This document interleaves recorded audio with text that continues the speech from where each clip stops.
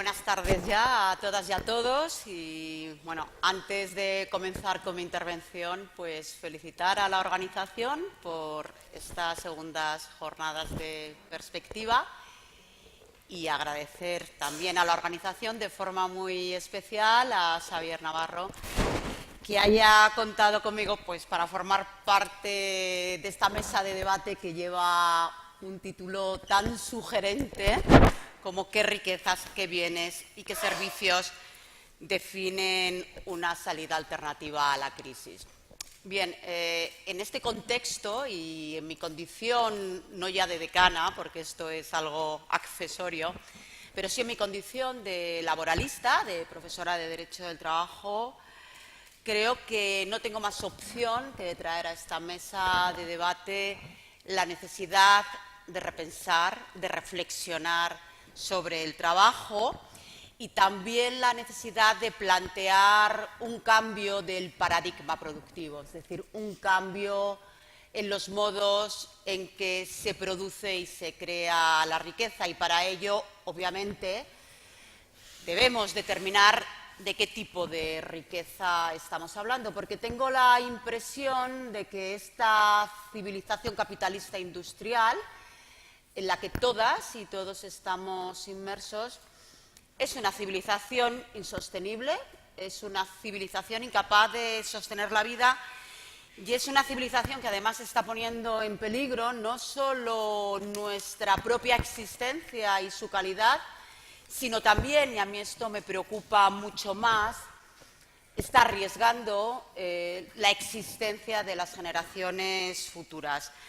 Esta sociedad en la que vivimos lo que está haciendo es situar el trabajo asalariado como paradigma del trabajo, sin tener en cuenta que existen en la actualidad otros trabajos que se están expandiendo de forma importante y que, aun cuando formalmente quedan fuera del ámbito de protección y tutela que brinda el derecho al trabajo y también la negociación colectiva, sin embargo, estos trabajos a los que hago referencia materialmente se están desarrollando en condiciones de dependencia y de subordinación. Y junto a estos trabajos subordinados y dependientes existen además otras realidades a las que ha hecho referencia Lina. Existen otras actividades que yo me atrevo a calificar de laboriosas que cuando son imprescindibles, aun siendo indispensables para el sostenimiento de la vida, pues clarísimamente están siendo invisibilizadas.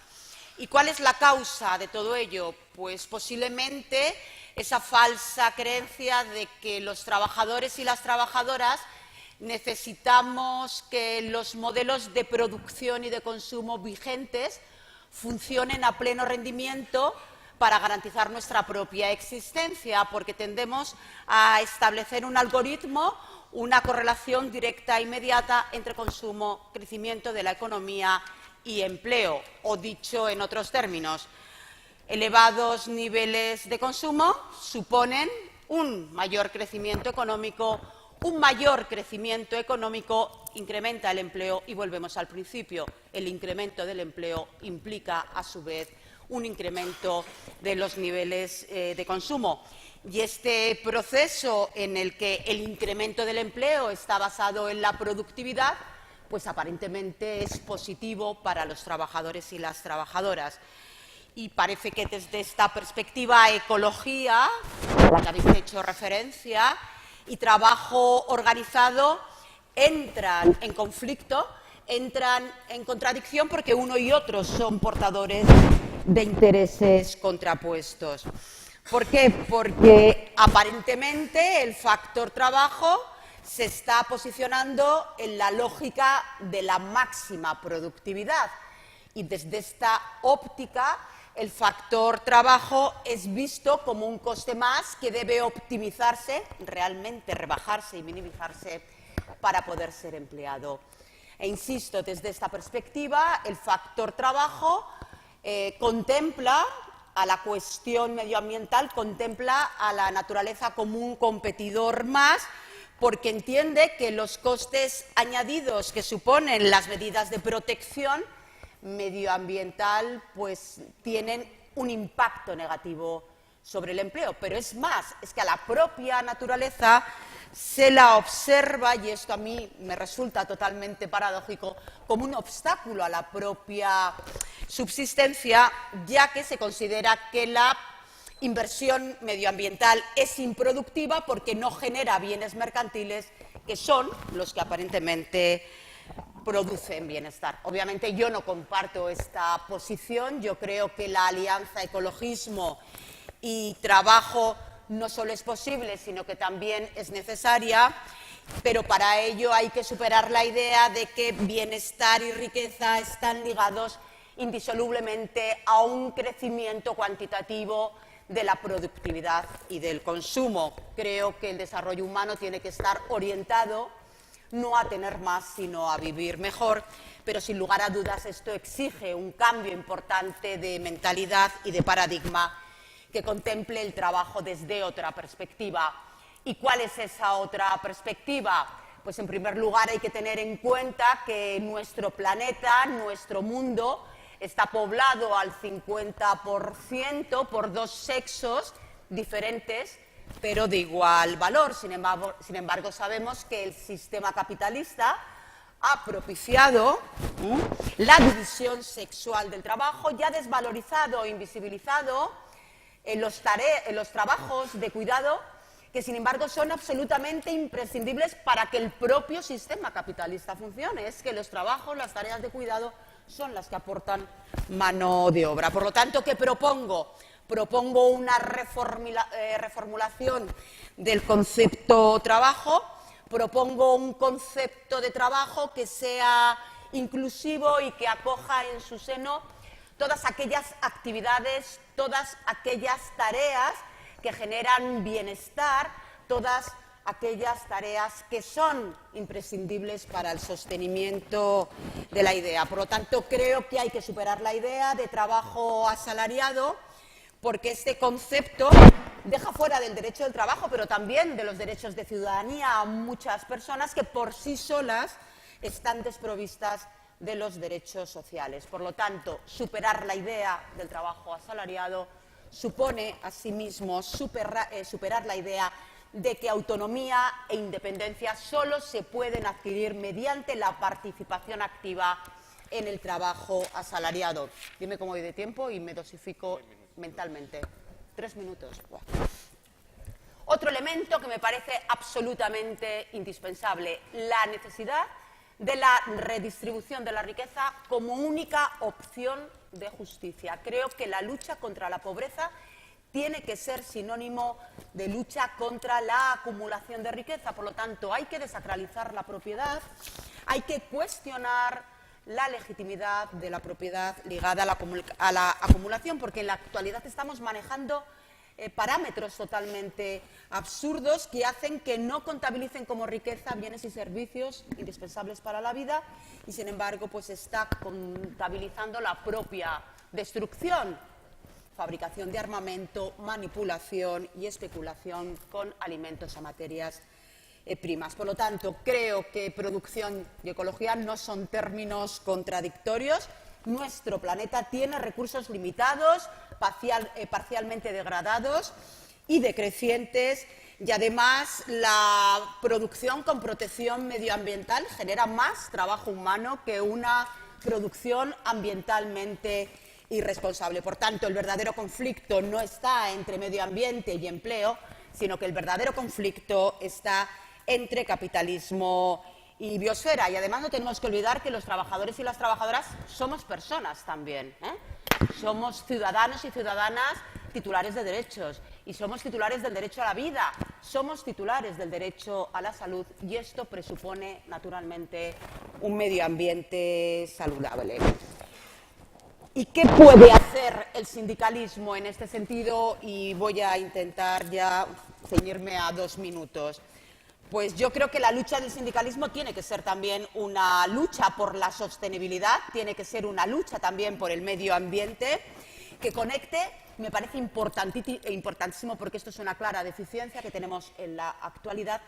El sindicalismo debe conectar el ámbito interno, es decir, la salud laboral, con el ámbito externo, esto es, con el respeto por parte de las empresas del medio ambiente, porque este enfoque unitario nos va a permitir una importante interconexión entre los problemas de los trabajadores y las trabajadoras y los problemas medioambientales. Hay iniciativas sindicales en este sentido, en las que no me voy a detener. Comisiones Obreras, creo que mantiene esa Secretaría Confederal del Medio Ambiente, negociación colectiva, Confederación Sindical Internacional, en su congreso, en su cuarto congreso, hace referencia a la sostenibilidad. También la Carta de Derechos Fundamentales de la Unión Europea dedica un precepto, el artículo 37, a la protección del medio ambiente, y nuestra Constitución, el artículo 45, dice que todas y todos tenemos derecho a disfrutar de un medio ambiente adecuado. Por tanto, la empresa no puede aparecer como un espacio inmune, como un espacio aislado a la cuestión medioambiental. ¿Qué ha hecho el derecho del trabajo? Y ya sí que voy a terminar.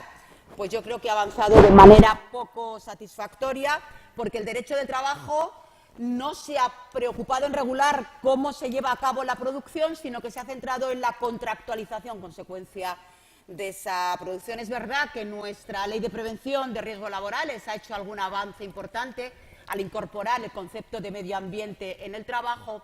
Sin embargo, mantiene esa clara distinción a la que antes he hecho referencia entre el ámbito interno y el ámbito externo, y esto puede dar lugar a determinados tipos de conflicto en lo que hace referencia a la salvaguarda de ambos bienes jurídicos protegidos, al dejar abierta la disyuntiva entre empleo y el cumplimiento de las normas medioambientales.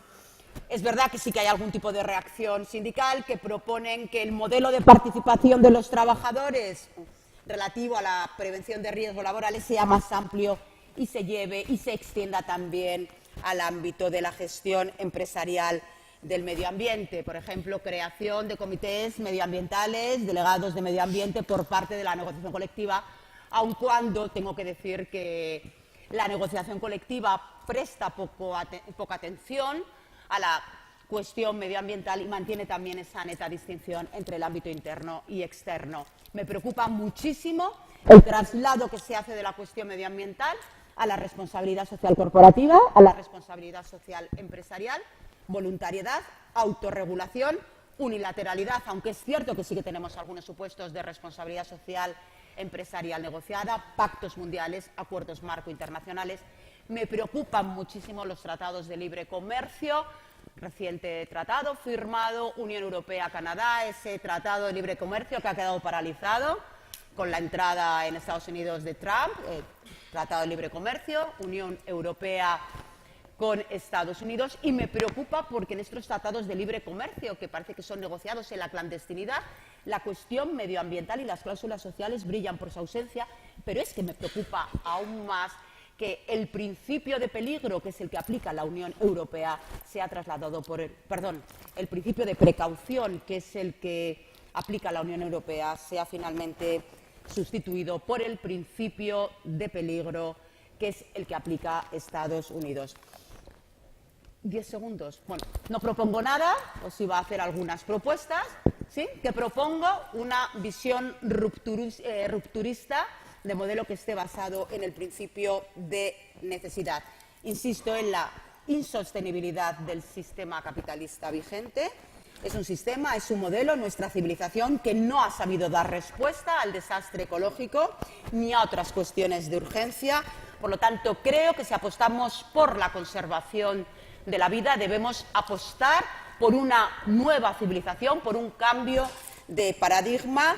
Debemos crear un nuevo modelo en el que desaparezcan como prioridades los beneficios privados y la creación de empleo a toda costa, sin pararnos a pensar de qué tipo de empleo estamos hablando. El trabajo tiene que dejar de ser una mercancía al servicio de la maximización del beneficio privado. Por lo tanto, propongo un nuevo derecho del trabajo que acompañe a ese cambio de civilización, un derecho del trabajo que esté atento a las necesidades reales de la comunidad, que integre plenamente en su contenido la cuestión medioambiental, que modifique el concepto de trabajo y sea más inclusivo en los términos antes dichos.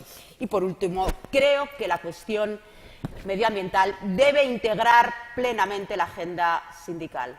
Creo que la acción sindical, creo que el sindicato tiene que repensar las bases materiales que sirven para el sostenimiento de la vida. Muchísimas gracias y perdón por haberme extendido tanto. Gracias, Amparo.